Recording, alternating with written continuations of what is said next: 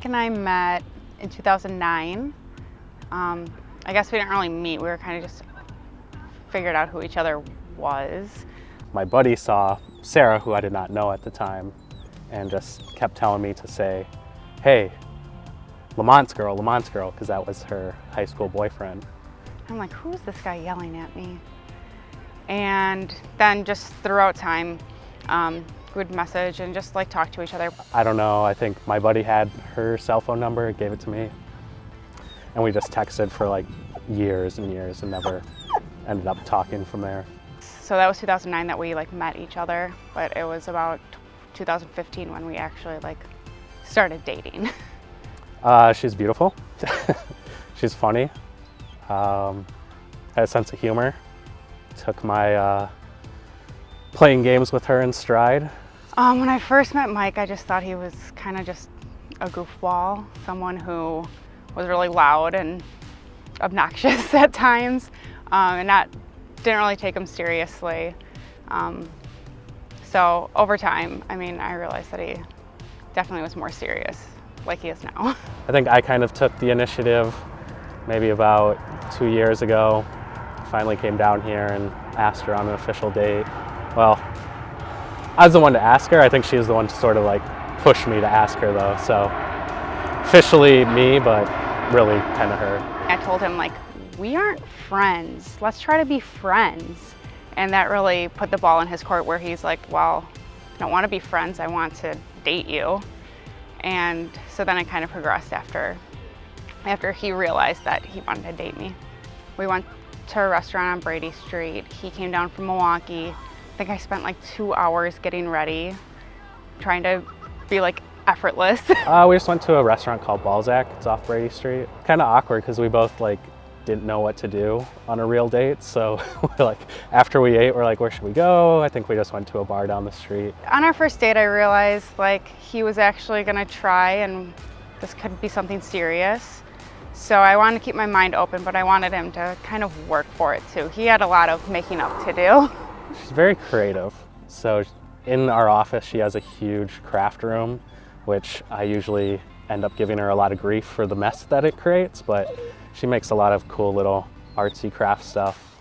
A lot of gifts for her friends she does herself. I mean, he has beautiful eyes. He's got these beautiful blue eyes where he's the only one in his family with blue eyes, like with his cousins and stuff. So I know that sticks out with his family. So one thing I dislike about him that I didn't know to begin was he's very, I'd say tidy. He likes things to be very organized, where I never realized he was like that until we kind of moved in together. Definitely her mess. It's been an adjustment living together. I'm a very neat and tidy person.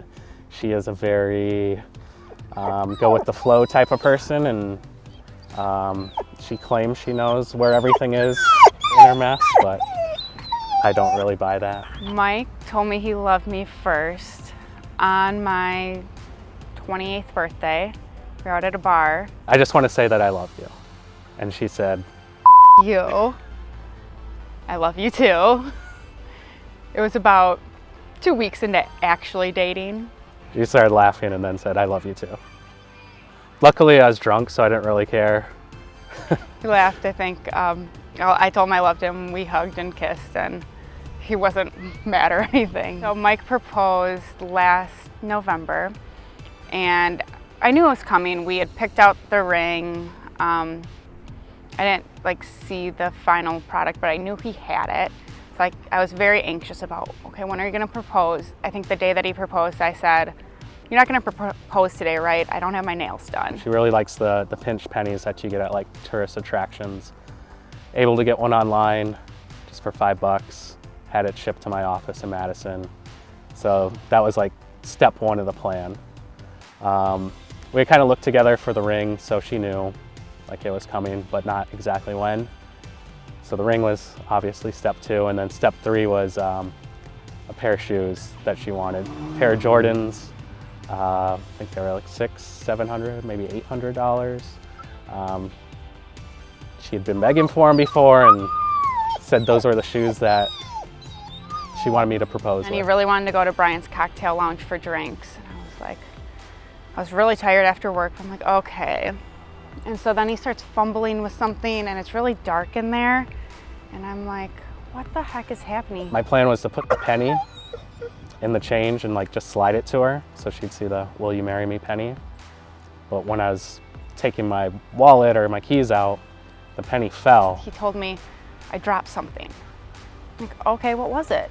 He told me it was some change or something. I'm like, okay, either pick it up or if it's change, don't worry about it.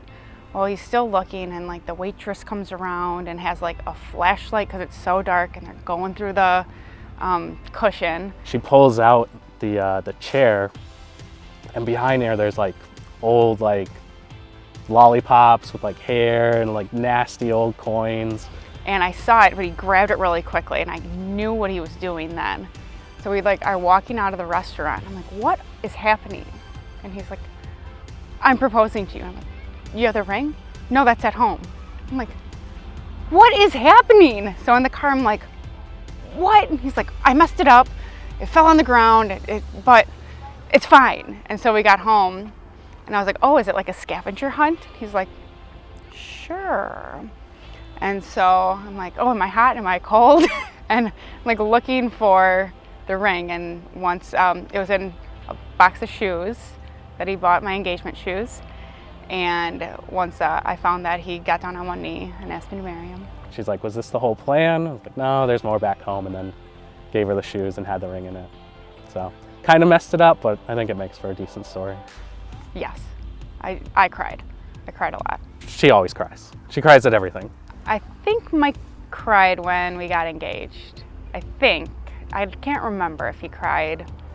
Not for any long time, probably just a few tears in his eyes. I'm just looking forward to being married to Mike and like actually having our family and everything. We have our dogs and we love them, but starting a family, oh my God. Sarah, I love you. I'm looking forward to many, many, many great years. You've brought out the best of me. You've dealt with the worst of me, and I can never thank you enough for that. Love you. So, Michael David Poppe, I want to spend the rest of my life with you, despite all your tidiness issues and how much you hate me sometimes at home.